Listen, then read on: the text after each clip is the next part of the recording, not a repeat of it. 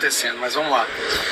Ontem nós tivemos uma agenda após a outra, vários eventos, reuniões com parlamentares, congressistas americanos, fizemos a nossa coletiva de imprensa. A esquerda está soltando, mais uma vez para variar, né, uma fake news dizendo que a gente foi exposto no Congresso, mas é mentira. Aquele local onde foi feita a coletiva de imprensa é um local icônico para se fazer coletivas de imprensa. Inclusive os próprios parlamentares, quando querem fazer uma coletiva, vão para lá, eles não usam as salas de comissão, porque é um ambiente icônico, já que aparece o Capitólio ao fundo. Reverberou bastante. Nós temos aí até mesmo Elon Musk tweetando sobre essas prisões ilegais do 8 de janeiro, o autoritarismo crescente no Brasil, a ditadura. E eu tenho falado com os parlamentares aqui, com as pessoas dos think tanks e organizações políticas, que o Brasil é hoje a Venezuela, consegue disfarçar com mais facilidade por causa da ajuda da imprensa brasileira, mas as instituições que são tão valiosas para o andamento e funcionamento de uma democracia foram sequestradas por pessoas que não têm intenções republicanas e usam essas instituições para perseguir adversários políticos, sendo que instituição nem sequer deveria ter adversário político, porque pela própria a definição da instituição ela deveria ser neutra, ela deveria ser ligada apenas às leis, ao regulamento, e o que não acontece no Brasil. Hoje nós já tivemos reuniões aí com vários outros congressistas, né, o McCormick, a Alzenga, fomos no CPEC, conversamos com o presidente do CPEC, que ficou impressionado com o que a gente relatou, e entregamos para ele também documentos provando a perseguição política que existe dentro do Brasil. E a percepção de todos que a gente conversa é que realmente o Brasil hoje é a Venezuela no que diz respeito ao uso da máquina estatal como um instrumento de repressão política. Foi transformado numa arma política. E eu falo sempre, quando eu estou aqui com congressistas, que o simples fato de estarmos aqui hoje tentando resgatar a liberdade de expressão, a democracia, o devido processo legal no Brasil já coloca um alvo gigantesco nas nossas costas, fazendo com que, ao voltarmos para o Brasil, sejamos obrigados a receber mais uma vez a martelada desse sistema autoritário. Mas não há outra opção, não há outra solução. O que a gente percebe é que dentro do Brasil, pelo fato das instituições terem sido sequestradas, a imprensa passar pano para a ditadura, a única opção que a gente tem é que os olhos do mundo se voltem para o Brasil. E isso está acontecendo. Nos grandes comunicadores aqui dos Estados Unidos, a gente já viu que eles já estão ventilando essas informações que nós estamos falando aqui, né, nas nossas reuniões. E eu tenho certeza que o que foi plantado aqui nessa viagem, o que está sendo plantado aqui, foi plantado em solo fértil e trará excelentes frutos. Eu acho muito difícil que essa perseguição por parte de um ministro do STF continue prosperando no Brasil depois que o mundo perceber que o Brasil é, na verdade, uma ditadura. Inclusive, o deputado Chris Smith vai entrar com uma proposta no Congresso, no plenário daqui dos Estados Unidos, chama Brazilian Act, né, o Ato do Brasil, que vai mostrar para todos os congressistas que o Brasil hoje espelha a Venezuela no que diz respeito ao uso da máquina estatal do Estado para reprimir, perseguir, criminalizar um lado do espectro político. Então, sinceramente, a gente fez uma viagem em novembro para cá, mas sem comparação essa tem sido muito mais proveitosa mesmo. E abrimos novas portas, temos contatos com pessoas do alto escalão do Partido Republicano aqui, e nós vamos continuar fazendo o nosso trabalho. E eu digo assim, se derrubarem um de nós, é bem possível que eles queiram pegar alguém dessa comissão para mandar uma mensagem.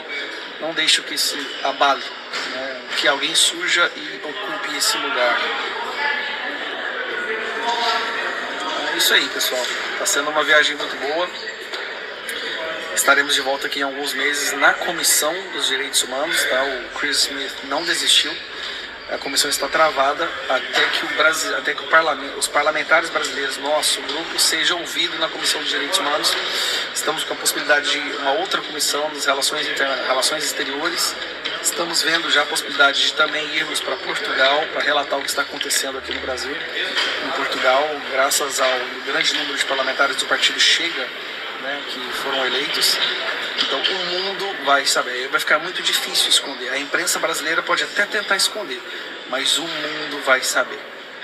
Um grande abraço, continue acompanhando e assim que eu tiver 10 minutinhos de intervalo aqui eu faço uma atualização. Vocês se lembram quando eles criaram aquela narrativa que o governo do presidente Bolsonaro estava patrocinando, pagando canais conservadores para noticiar coisas boas do governo Bolsonaro? Pois é, acusem eles daquilo que eles são, a grana federal dos blogs lulistas e da imprensa. Lula, a direita na foto, reabriu a torneira para os blogs que encoa as narrativas de seu governo em 2023, primeiro ano do atual mandato. O pódio das verbas de publicidades federais na rede lulista ficou assim: Brasil 247, 697 mil, Portal Fórum 343 mil, Diário do Centro do Mundo 222 mil. E não para não, a grana do famigerado Brasil 171, portanto superou os valores recebidos pelo Estadão, R$ 593, e até pela Folha, 648 mil reais, que divulgou nesta quarta-feira 13 a lista dos agraciados na gestão do petista Paulo Pimenta, à esquerda na foto, na Secretaria de Comunicação Social da SECOM. Lembrando que o ministro Pimenta gastou mais de 6 milhões com pesquisas para saber como é que anda o desempenho do Lula, viu? Gente, mais de 6 milhões. Mostra claramente que acusem eles daquilo que eles são. Grandiosa notícia, maravilhosa.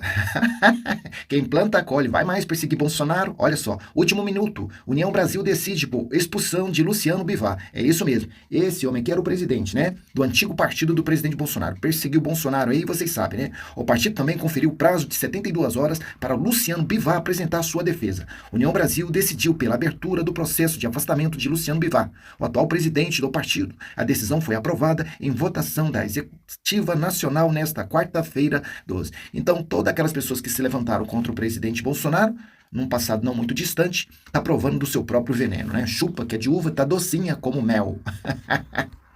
Por essa socialista, comunista, Samina não esperava. Em primeira sessão na presidência da Comissão de Educação, Nicolas aplica lição fulminante em Samina. Veja o vídeo, vai mais Samina. Mexer com quem tá quieto, Tramontina. Muita gente, enfim, tem um certo temor sobre os rumos dessa nossa comissão. Eu não temo, eu apenas lamento que, enfim, uma comissão tão importante tenha na sua presidência alguém que não tem nenhum compromisso com a educação e o histórico de terraplanismo e de distração de temas que são fundamentais para a sociedade brasileira. Infelizmente, as verdades precisam ser ditas. Mas não temo definitivamente, porque eu acho que a sessão do dia de hoje ela dá um demonstrativo de que não é tão simples. Mexer com a educação pública brasileira não é tão simples. Criar distrações de uma correlação de forças que não é favorável para aqueles que não acreditam na educação e não é tão simples dar com a força e com a realidade da educação pública brasileira. O último que tentou fazer isso na presidência da República está inelegível e daqui a pouco vai estar preso. Então, que fique de alerta para além do seu tempo ter acabado. E agradeço, presidente, a gentileza pelos 30 segundos a mais. Claro, sempre será concedido. Deu da extrema-direita tem que dar para nós também, não é mesmo? Eu preciso agora falar. Deputada Sam, não sei se você percebeu, Vossa Excelência percebeu, mas nenhum, absolutamente, inclusive dos seus colegas, fizeram ataques com relação pessoais à presidência e concordo que é um direito seu. Só que foi um compromisso feito por todos. Inclusive, eu estou feliz quanto a isso. Que disseram que deixariam divergências políticas, partidárias, ideológicas, pessoais de lado. E a senhora profere isso. Então, se eu, e te respondendo, que aí você me dá esse direito também de te responder, se eu com 1,5 milhão de votos não posso estar aqui, fica complicado, Então, a minha representação, de fato, ela é dada não por você, mas por quem votou em mim. Eu estou aqui, ok? Então, nós vamos continuar da forma que nós estamos desde aqui do começo. Deputado Como eu disse, não temo, eu apenas lamento, não é mesmo? Ok, é o seu direito, eu também lamento por muitas coisas e nem por isso eu falo. Deputado Otônio de Paula. Tramontina. Gente, ela não quer que Nicolas seja o presidente da comissão, da educação. Isso é uma ditadura, cara. O cara foi eleito por mais de 1.500.000 pessoas. E agora ela não quer. Não é a vontade dela não, é a vontade da maioria. E até o Congresso quis que Nicolas estivesse lá. Então esses são os comunistas socialistas, Ela poderia ter dormido com essa, mas foi provocar Nicolas, tomou a Tramontina. Chupa que é de uva, uau!